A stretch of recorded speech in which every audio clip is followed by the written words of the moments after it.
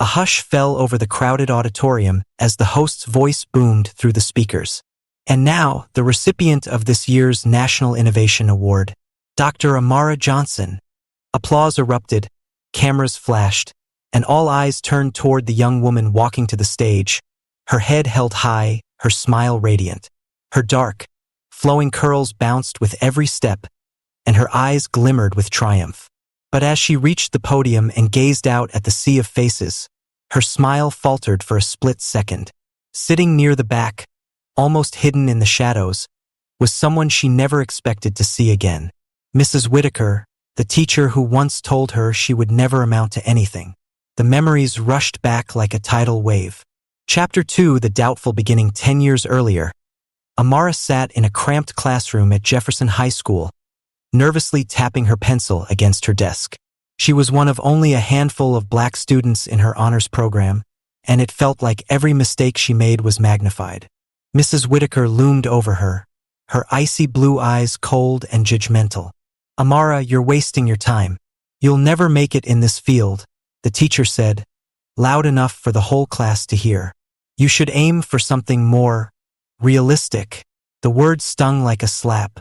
Amara's cheeks burned with humiliation, but she refused to let Mrs. Whitaker see her cry.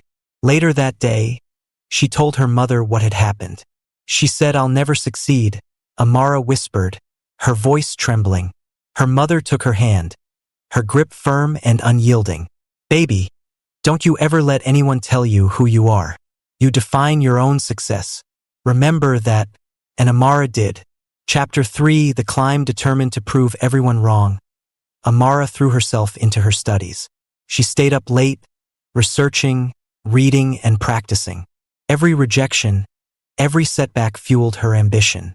When she was told she wasn't cut out for a prestigious summer internship, she found another way in, volunteering in the lab until the staff couldn't ignore her talent.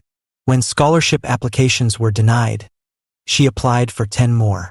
She earned a full ride to a top university, where she thrived. There, Amara developed a groundbreaking technology in renewable energy, drawing the attention of investors and scientists worldwide. Chapter 4: The Reckoning. As she stood at the podium, accepting the award, Amara's voice was steady but brimming with emotion. "This award isn't just for me," she began. "It's for every child who's been told they're not good enough. For every student who's been doubted, dismissed, or overlooked.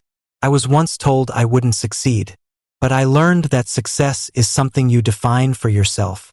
The audience rose to their feet, applauding. Tears filled Amara's eyes as she locked eyes with Mrs. Whitaker, who sat frozen in her seat. For a moment, Amara wondered if the teacher would look away, but Mrs. Whitaker didn't. She nodded slowly, her lips parting in an unreadable expression. Regret, respect, it didn't matter. Amara turned back to the microphone, her voice ringing with confidence. "I stand here as proof that no one, not even those in positions of power, can limit your dreams. The only limits are the ones you choose to believe." And with that, she left the stage, knowing she had rewritten the story that others tried to write for her.